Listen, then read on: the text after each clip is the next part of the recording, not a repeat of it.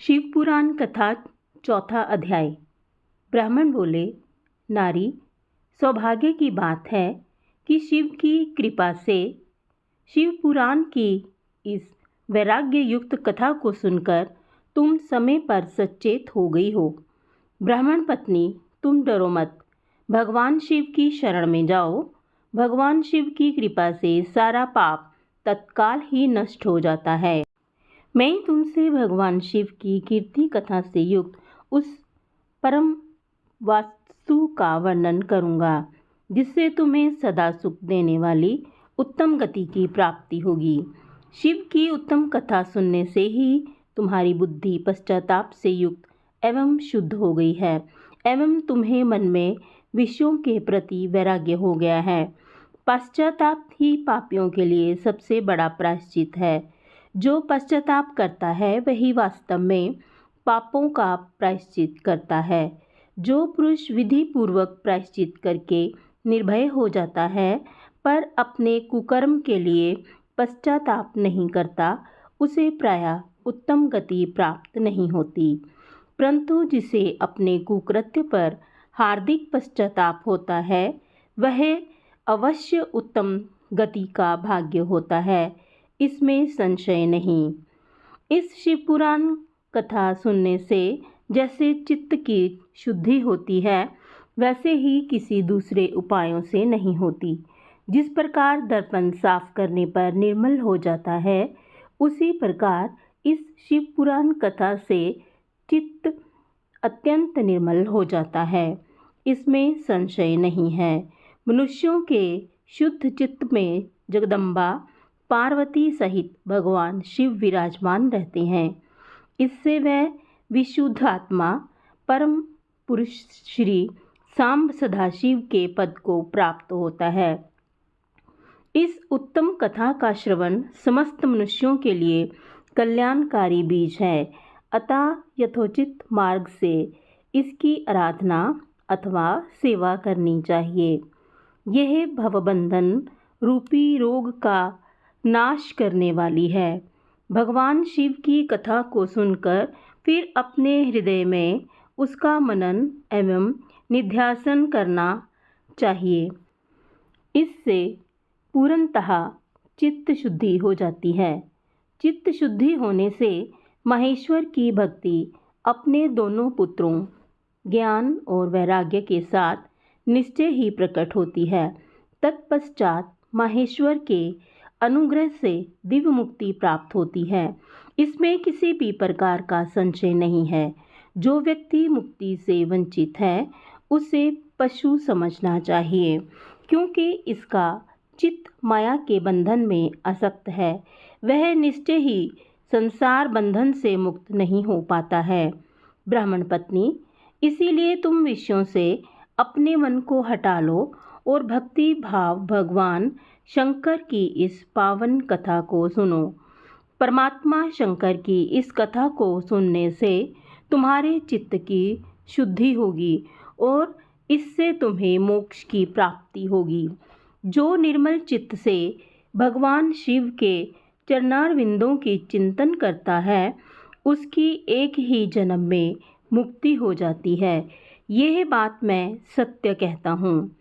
सूत जी कहते हैं, शौनक, इतना कहकर वह श्रेष्ठ शिव भक्त ब्राह्मण शांत हो गए। उनका हृदय करुणा से आदर हो गया।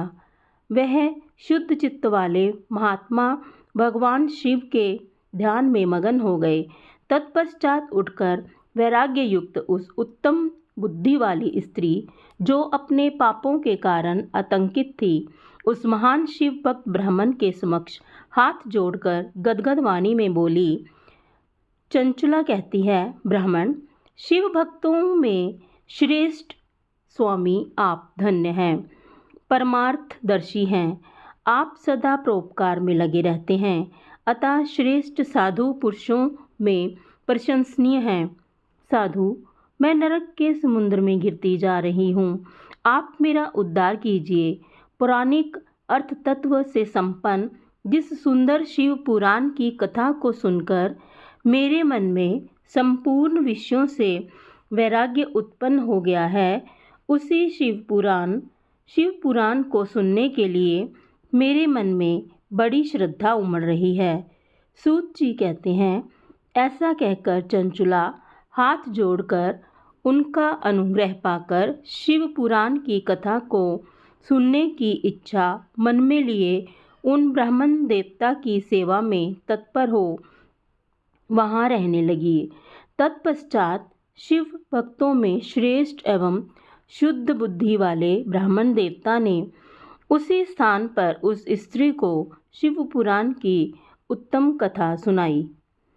इस भाटी गोकर्ण नामक स्थान में उन्हीं श्रेष्ठ ब्राह्मण से चंचुला ने शिव पुराण की परम उत्तम कथा सुनी, जो भक्ति, ज्ञान और वैराग्य को बढ़ाने वाली तथा मुक्ति प्रदान करने वाली है। इस परम कथा को सुनकर ब्राह्मण पत्नी अत्यंत कृतार्थ हो गई।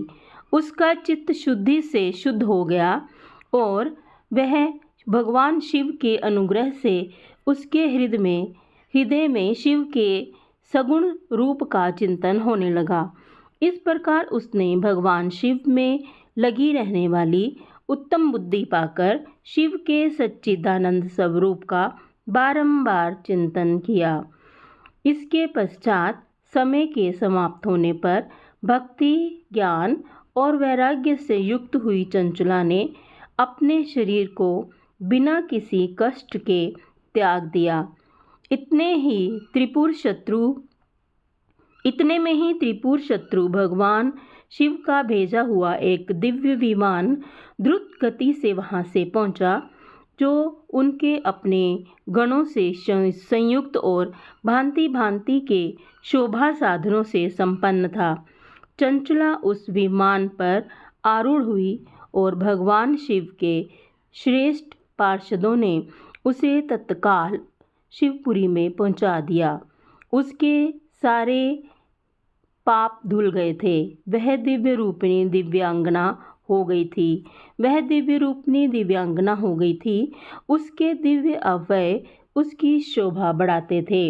मस्तक पर अर्धचंद्र का मुकुट धारण किए हुए गौरांगी देवी शोभाशाली दिव्य आभूषणों से विभूषित थी। शिवपुरी में पहुंचकर उसने सनातन देवता त्रिनेत्रधारी महादेव शिव का साक्षात दर्शन किया। सभी मुख्य देवता उसकी सेवा में खड़े थे। गणेश, भृंगी, नंदीश्वर तथा वीरभद्रेश्वर आदि उसकी सेवा में उत्तम भक्ति भाव से उस स्थान पर उपस्थित थे। उनकी अंगत कांति करोड़ों सूर्यों की भांति प्रकाशित हो रही थी। कंठ में नील चिन्ह शोभा पाता था। 5 मुख और प्रत्येक मुख में 3-3 नेत्र थे। अर्धचंद्राकार मुकुट मस्तक की शोभा बढ़ाता था।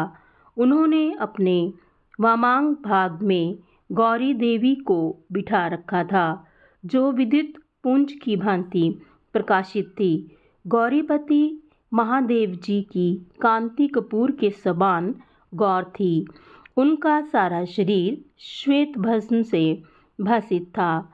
शरीर पर श्वेत वस्त्र शोभा पा रहे थे। इस प्रकार परम उज्ज्वल भगवान शंकर का दर्शन कर वह ब्राह्मण पत्नी चंचुला बहुत प्रसन्न हुई।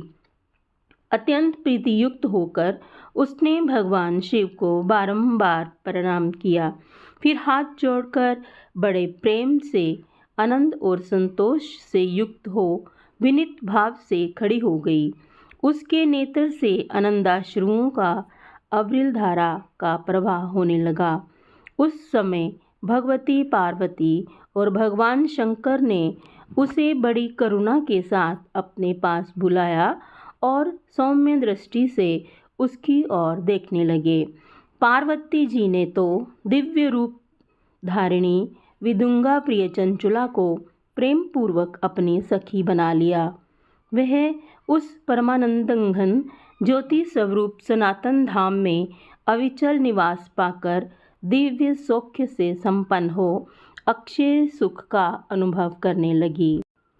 अध्याय समाप्त हुआ। धन्यवाद।